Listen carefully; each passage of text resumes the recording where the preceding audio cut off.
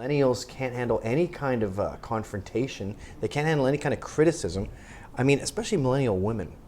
I've fired a few. They break down. And they fucking, am I allowed to swear on this? Yeah.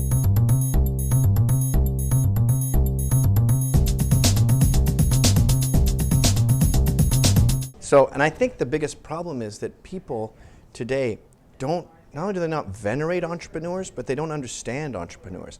And they see us as people just getting all these cushy things that land in our pocket, and we're rich because our daddy bought them. In fact, I read an article by someone about, I forget her name, she's some spinster who writes about entrepreneurs a lot.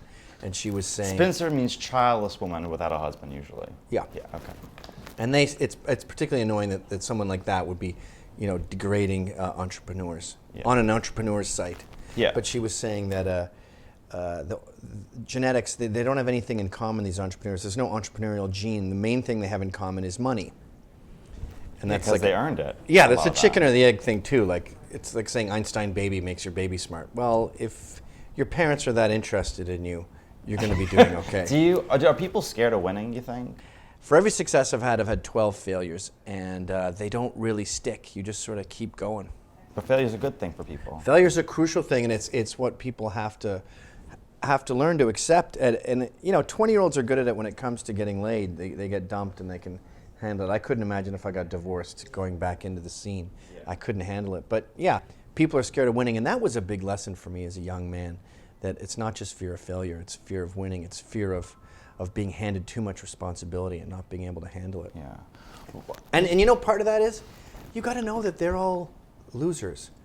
Who? Everyone that you think is on this pedestal, like the government. Everyone goes, oh, the government does this, and the government said it was wrong. And you go, the White House is just a big DMV.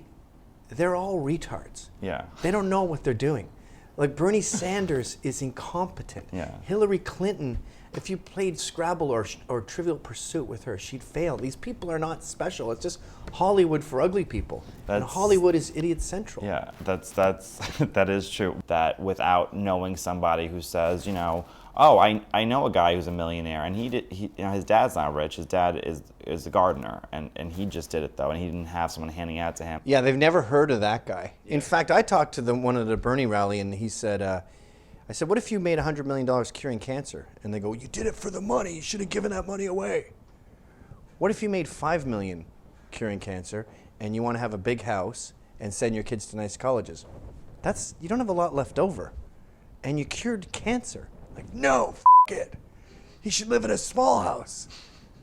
But he's a genius, and to get to that level of chemistry and biology, you got to be in school for 12 years and be in the lab for thousands of hours. They really have no respect for hard work. Do you think the problem with especially younger people is our circles of friends are not large enough? We don't have blue collar friends and really wealthy friends. We don't have atheist friends and evangelical friends. The groups that we know, it's like we're coming apart. Was the groups that we talk to, are getting smaller and smaller and smaller, more inclusive. Coming Apart is a crucial book. That's the Charles Murray book. Yeah. And he says, he blames the decline of the West in that. And I make a point of trying to keep my group as diverse as possible. And I mean much more culturally and intellectually than, and class-wise than race-wise. Although I feel like the right knows more black people than the left.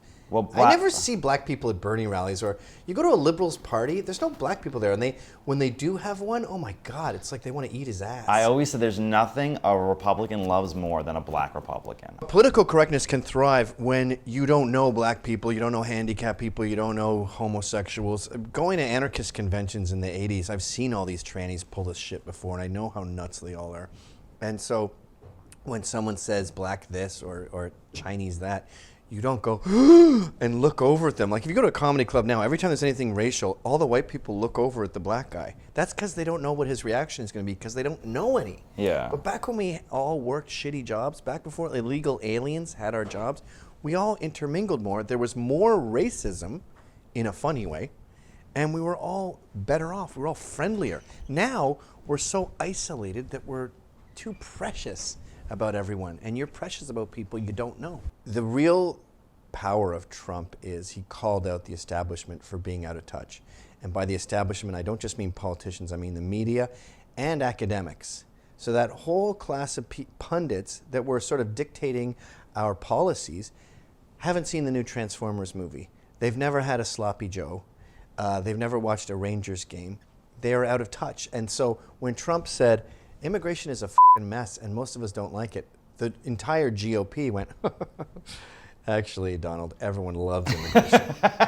Everyone loves their nanny.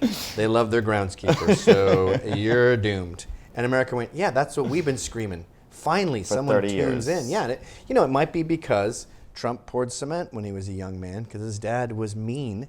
Rolling Stone, in their cover story, they implied it was mean that his rich dad made him work with blue collars. Their angle was just anything that sounds negative. But that may have what sort of solidified him as a great presidential candidate because he's one of the few that, despite being a billionaire or whatever he is, 100 millionaire, has hung out with a variety of people. Do you think like a Lenny Bruce or Joan Rivers or Don Rickles could have started today? Absolutely not. And this goes back to Charles Murray. This goes back to coming apart.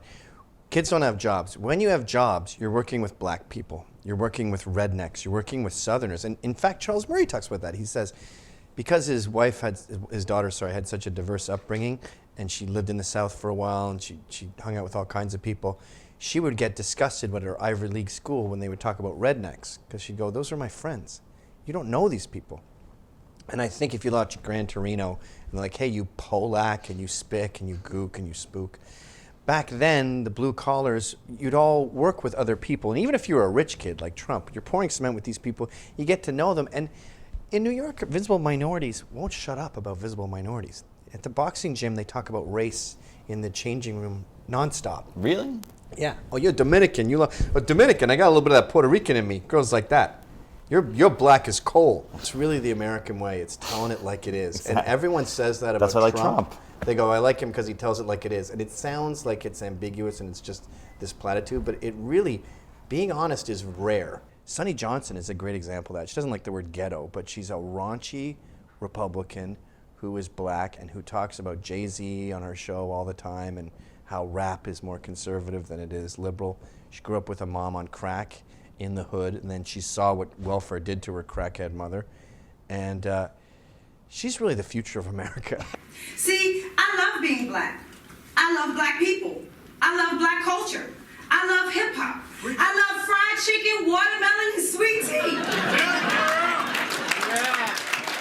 When I choose to, I can go from zero to ghetto in a heartbeat. Okay, well, let me sum it up by saying that Americans are uncouth, classless, loud, ugly, brash, unthinking loudmouths, and that is why this is the best country in the world.